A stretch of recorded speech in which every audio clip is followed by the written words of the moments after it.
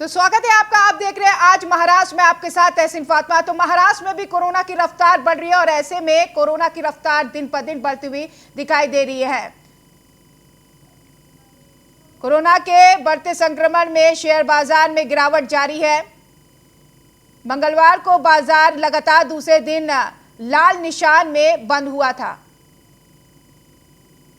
Sensex 243 point गिरकर 47,705 पर बंद हुआ। इसी तरह मार्केट में निफ्टी भी 63 पॉइंट नीचे 47,705 पर बंद हुआ था। ओवरऑल मार्केट में आईटी सेक्टर में सबसे ज्यादा गिरावट रही। निफ्टी आईटी इंडेक्स 359 अंक यानी 1.4% नीचे 25,877 पर बंद हुआ। बीएसई पर 3,049 शेयरों में कारोबार हुआ, जिसमें 1,656 शेयर बढ़त और 1,222 शेयर गिरावट के साथ बंद हुए। एक्सचेंज पर लिस्टेड कंपनियों का कुल मार्केट कैप 201.57 लाख करोड़ रुपए रहा, जो कुल 201.77 लाख करोड़ रुपए था।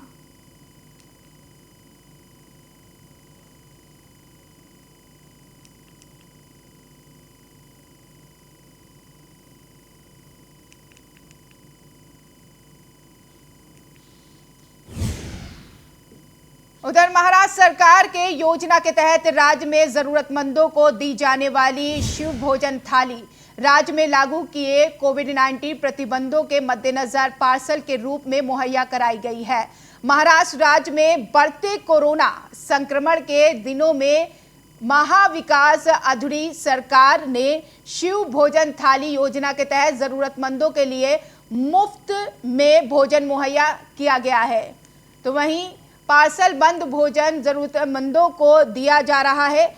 इससे कोरोना संकट की इस कठिन घड़ी में हॉस्पिटल में दाखिल मरीजों के परिजन और गरीब मजदूर नौकरदार इनको 2 टाइम का भोजन मिल रहा है। इससे जरूरतमंदों की भूख मिटाने में शासन के इस शिव भोज का बड़ा सहयोग मिल रहा है। शिव भोजनालय यहाँ पर हमें भोजन की पूरी तरीके से पूरी सुविधा हो रही है। यहाँ पे हमें फ्री खाना मिल रहा है। तकरीबन 8 दिन से साई ऑफसेट यहाँ पर रोज़ मजदूरी काम करते हुए हमें 2 बजे यहाँ पर बहुत अच्छी सुविधा फ्री में मिल रही है। इसका हमें बहुत। तो वहीं औरंगाबाद के घाटी सरकारी अस्पताल में बढ़ते कोरोना मरीजों की हालात को देखते हुए कोरोना महामारी में वेंटिलेटर की अहमियत को देखते जिला अधिकारी सुनील चाहड़ और जानकी देवी बजाज ग्राम विकास संस्था पुणे द्वारा सीएसआर फंड से 25 वेंटिलेटर घाटी सरकारी अस्पताल को देने का समझौता करार हुआ है। इस समझौते में 13 वेंटिलेटर दिए गए थे। आज 12 और वेंटिलेटर लोगों के इलाज के लिए जिलाधिकारी के द्वारा दे दिए गए हैं। इस कार्यक्रम के दौरान घाटी सरकारी अस्पताल के डीन और आदि मान्यवर उपस्थित थे।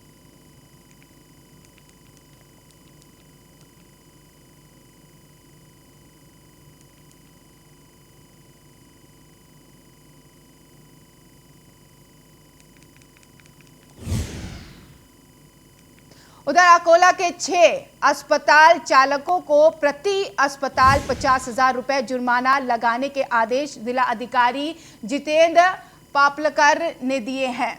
दूसरी ओर एक अस्पताल में मरीजों से अधिक लिए गए शुल्क के मामले में अतिरिक्त शुल्क वापस करने के आदेश भी जिलाधिकारी ने दिए हैं। डॉक्टर भीसे अस्पताल और बिहाड़े अस्पताल, इन अस्पतालों की जांच जिला अधिकारी द्वारा गठित समिति ने की थी, जिसमें कई खामियां पाई गईं। इसके बाद यह कार्रवाई की गई।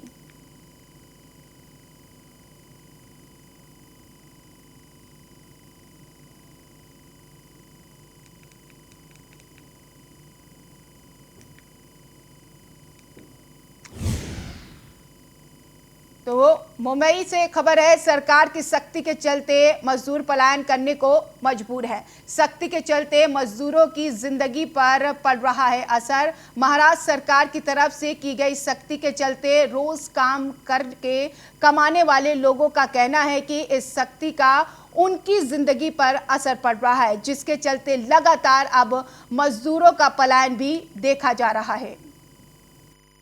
मुंबई में सख्त कानून लागू करने के बाद प्रवासी मजदूर ने प्लान शुरू कर दिया है। जैसे कि आप देख सकते हैं, इस वक्त हम मौजूद है LTT पे, लोकमान्य तिलक टर्मिनस पे। कुछ लोग भी मौजूद हैं यहाँ पर, आइए उनसे बात करते हैं और जानते हैं। चाचा, आपका नाम बताइएगा। नाम मेरा क्या कहूँ? आपका नाम क्या है? ओम प्रकाश। क्या करते थे इधर? इधर अपना बाल दाढ़ी का काम था। तो काम बंद हो गया है? काम तो पहले ही जो कि लॉकडाउन लगा तभी बंद कर दिया कि बाल दाढ़ी सैलून का काम एकदम बंद रहेगा। लेकिन जाने में हम लोग को मजबूर किया है, जो कि टिकट है, दूसरे के टिकट पर जा रहे हैं, फोकट में तो जा नहीं रही है।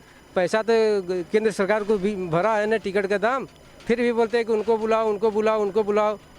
परेशानी, दिक्कत क्या हो रही है? परेशानी क्या हो रही है? दिक्कत यहाँ पर पैसा नहीं है, खर्चा हो गया, घर में खर्चा खुराकी कैसे आएगा, अपना कारोबार एकदम बंद हो गया है। अकेले कमाने वाला है, घर में 4 परिवार खाने वाले हैं, तो जब कमाई बंद हो गई तो यहाँ पर क्या करेंगे? बैठ करके चलेंगे अपने बनारस में, अपना देखेंगे रोजी रोटी। तो इसके पहले जब लॉकडाउन लगा था तब आप किस तरीके से गाँव गए थे, और अभी फिर दोबारा लॉकडाउन लग गया है? पहले लॉकडाउन लगा था तब श्रमिक ट्रेन में जो है कि बोरीवली से फ्री में गया था जौनपुर, और फिर जो है कि वहाँ से जब लॉकडाउन ढील हो गया, खुल गया, तो आया 4 महीना फिर यहाँ पे अपना जो है कि रोजी रोटी चालू किया। आज 20 दिन से एकदम रोजी रोटी पर ठप हो गया है। जैसे कि देखा आपने, लोगों का यही कहना है पूरी तरह से काम धंधा ठप पड़ गया है, और ये लोग रोज़ कमाने वाले लोग हैं। वीडियो जर्नलिस्ट राहुल पांडे के साथ जैन सैयद, न्यूज़ 1 इंडिया, मुंबई। उधर सांसद गोपाल शेट्टी ने पुलिस से की मांग, रेमडेसिविर इंजेक्शन जमाखोरी मामले की जांच हो। मामले की जांच कर सच्चाई सामने लाई पुलिस। उत्तर मुंबई के सांसद गोपाल शेट्टी ने मांग की है कि पुलिस को रेमडेसिविर इंजेक्शन के स्टॉकिंग मामले की जांच कर जनता के सामने सच्चाई लानी चाहिए। पूछताछ के लिए ब्रुक फार्मा के निदेशक की गिरफ्तारी के बाद राजनीतिक माहौल गर्म हो रहा है। नेता विपक्ष देवेंद्र फडणवीस सहित बीजेपी नेता रात में पुलिस स्टेशन पहुंचे और इस घटना पर अपना आक्रोश व्यक्त किया। गोपाल शेट्टी ने मांग की है कि पुलिस इस मामले पर एक बयान जारी करे। गोपाल शेट्टी ने कहा है कि कहीं भी ये उल्लेख नहीं है कि फडणवीस ने हस्तक्षेप किया।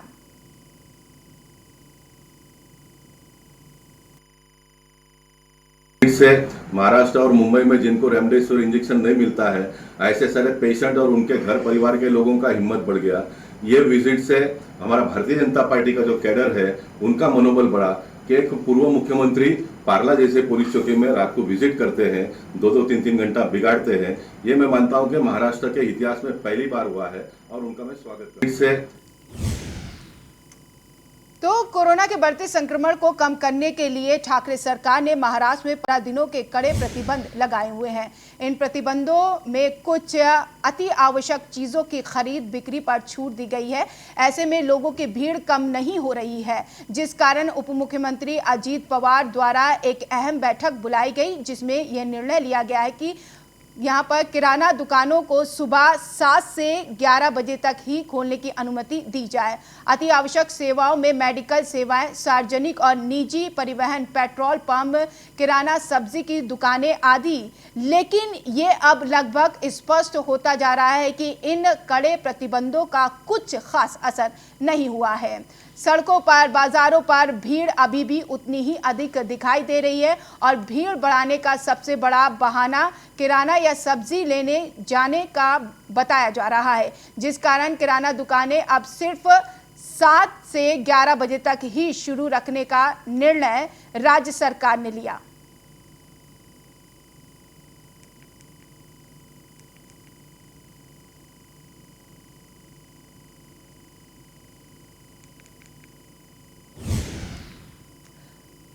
खबर वांगनी से है। सेंट्रल रेलवे स्टेशन से दिल दहलाने वाली तस्वीर सामने आई है।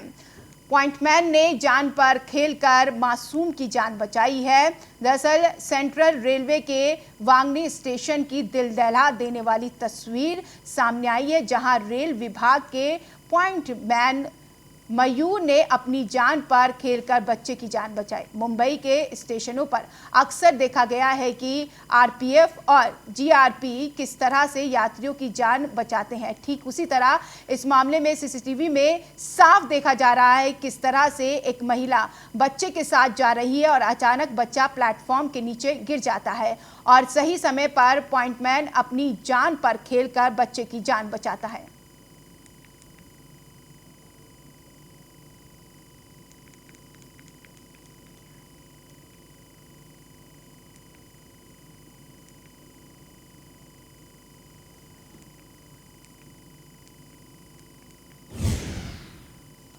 तो खबर रायगढ़ से है। मांडवा मरीन में शातिर गिरोह ने युवक से की धोखाधड़ी। युवक को सोने के बजाय पीतल के सिक्के देकर ऐंठे 65 लाख रुपए। रायगढ़ जिले के मांडवा मरीन इलाके में एक गिरोह ने एक व्यक्ति को सोने के बजाय पीतल की मोहरें देकर धोखाधड़ी की। बता दें कि इस मामले में शिकायतकर्ता 2 युवक और एक महिला को खुदाई के दौरान सोने की मोहर मिली थी, जिसके बदले में उन्हें ढेर सारे पैसों की जरूरत थी और उन्होंने धोखे से एक युवक को 65 लाख रुपए के बदले में पीतल के सिक्के थमा दिए। बता दें आरोपियों के खिलाफ मांडवा मरीन पुलिस स्टेशन में मामला दर्ज किया गया और जांच के दौरान स्थानीय आपराधिक जांच शाखा ने 4 आरोपियों को गिरफ्तार कर लिया है।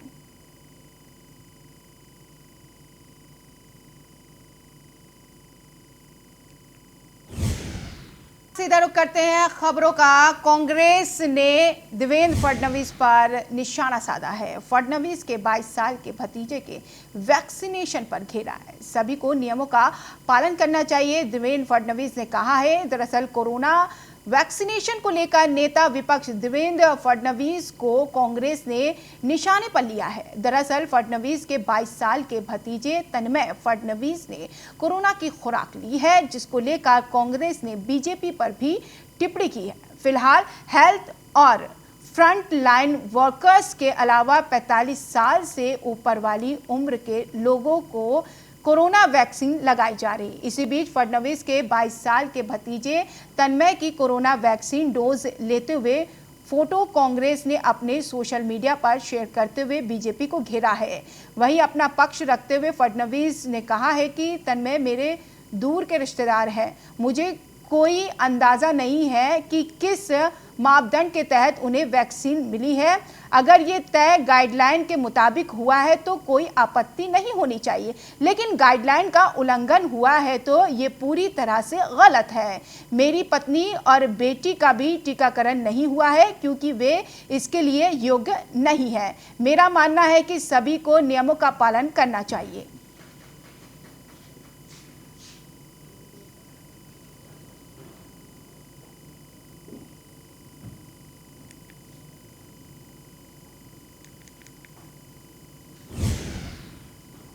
इसी के साथ बढ़ेंगे आगे। परम शांति धाम वृद्धाश्रम के 58 बुजुर्ग संक्रमित। कोरोना संक्रमण से 2 बुजुर्गों ने अपनी जान गंवाई है। संक्रमित बुजुर्गों में से 16 की हालत स्थिर है। रायगढ़ के पनवेल इलाके के परम शांति धाम वृद्धाश्रम में 58 बुजुर्ग कोरोना संक्रमित पाए गए। इस वृद्धाश्रम में कुल 68 बुजुर्ग रहते हैं। संक्रमित बुजुर्गों में से 16 की हालत स्थिर है। वहीं संक्रमण से 2 बुजुर्गों ने अपनी जान गंवाई है। परम शांति धाम वृद्धाश्रम का जायजा लिया हमारे संवाददाता मनोज भिनगल्टे ने।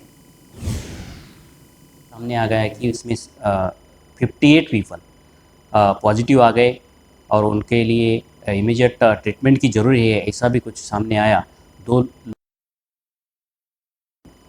डेथ भी, ऑक्सीजन कम है या ज़्यादा सिम्टम है, ऐसे 16 लोगों को एमजीएम रुग्णालय कामोठे वहाँ पे एडमिट करवा दिया गया। सामने आ गया कोरोना का कहर जो है अब पनवेल में भी दिखाई दे रहा है। मैं इस वक्त पनवेल के तड़ोदा एमआईडीसी में, यह जो वृद्धाश्रम है परम शांतिधाम वृद्धाश्रम, इसमें कुल जो वृद्ध रहते हैं वो 68 है। इनमें से 58 लोग जो है वो पॉजिटिव पाए गए हैं और जो 16 जो है वो अलग अलग अस्पताल में इलाज कर रहे हैं। और दुख की बात यह है कि 2 जन की मौत जो हो गई है इस पॉजिटिव कोरोना की वजह से। लेकिन पनवेल महानगर पालिका की ओर से यहाँ पर एक टीम रखी गई है, जो टीम यहाँ डेली आके सब जो उपचार जो है वहाँ जो जितने आइसोलेशन रखे हुए 58 लोगों का उनका इलाज जो है वो पनवेल नगर निगम की टीम जो है वो कर रही है। और डेली यहाँ पर उनका ऑक्सीजन लेवल या कुछ ऐसे जो मेडिकल कंडीशन है वो सब चेक कर रहे हैं। और अगर इनमें से कुछ ज़्यादा सीरियस होते हैं तो उनको तत्काल जो है वो अलग अलग अस्पताल में रख रहे हैं। न्यूज़ वन इंडिया की तरफ से हम ऐलान करते हैं कि अगर ज़रूरत हो तो ही बाहर निकले। Manoj Bhingarde, news one India, Panvel. खबर अमरावती से है। मध्य प्रदेश से आने वाले वाहनों की जांच लगातार जारी है। महाराष्ट्र की सीमाओं पर भी पुलिस बल तैनात है। कोरोना से बचाव के लिए चलाया जा रहा है चेकिंग अभियान। कोविड के प्रकोप को रोकने के लिए महाराष्ट्र की सीमाओं को अवरुद्ध किया जा रहा है। अमरावती जिले के धरनी चेक पोस्ट पर मध्य प्रदेश से आने वाले वाहनों की जांच लगातार की जा रही है।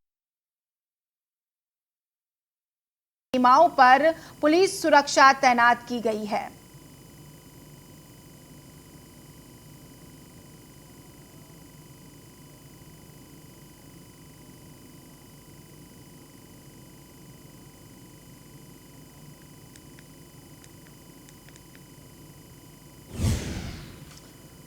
उधर नांदेड़ जिले में जंबो कोविड सेंटर का लोकार्पण हुआ। जिले के निर्माण मंत्री और पालक मंत्री ने किया कोविड सेंटर का लोकार्पण। सेंटर में 24 घंटे होगा कोविड मरीजों का इलाज। नांदेड़ के मनपा क्षेत्र में बढ़ते कोरोना संक्रमित मरीजों की संख्या के चलते मालेगांव रोड स्थित भक्ति लॉन्ज में बनाए गए जंबो कोविड सेंटर का लोकार्पण किया गया। बता दें कि राज्य के सार्वजनिक निर्माण मंत्री और जिले के पालक मंत्री अहोक चाहाल ने जंबो कोविड सेंटर का लोकार्पण किया। जंबो कोविड सेंटर में 200 बेड सहित ऑक्सीजन की सुविधा भी मुहैया कराई गई है और मनपा की ओर से सेंटर में स्टाफ भी उपलब्ध कराया गया है। सेंटर में 24 घंटे तक डॉक्टरों की टीम मरीजों का इलाज करेगी और मरीजों के परिजनों के लिए वीडियो कॉन्फ्रेंसिंग की सुविधा भी शुरू की गई है, जिससे कि वो मरीजों से बात कर सकें।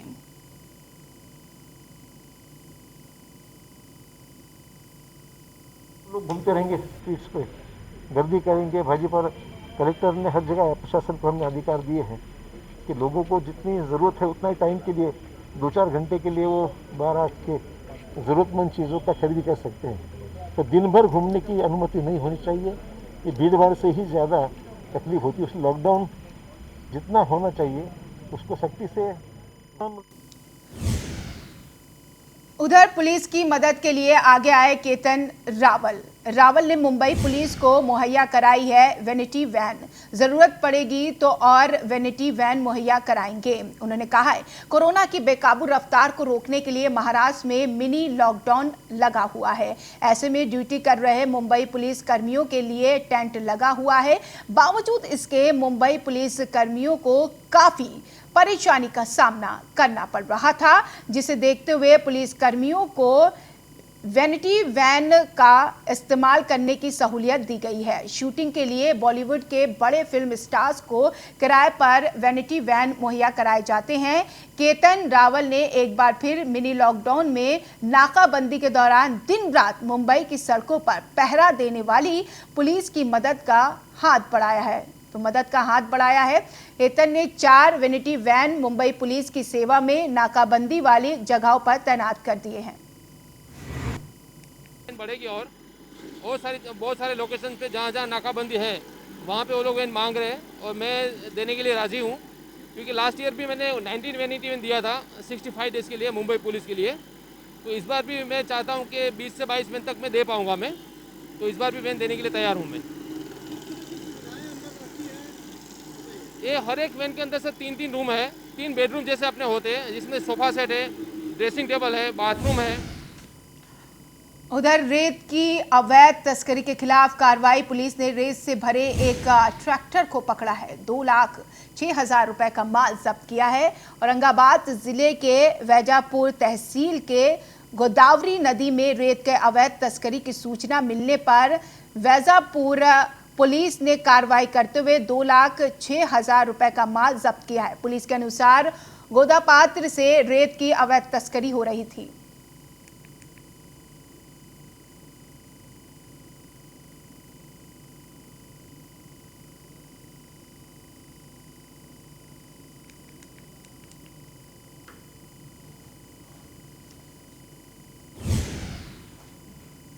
फिलहाल आज महाराष्ट्र में इतना ही। नमस्कार।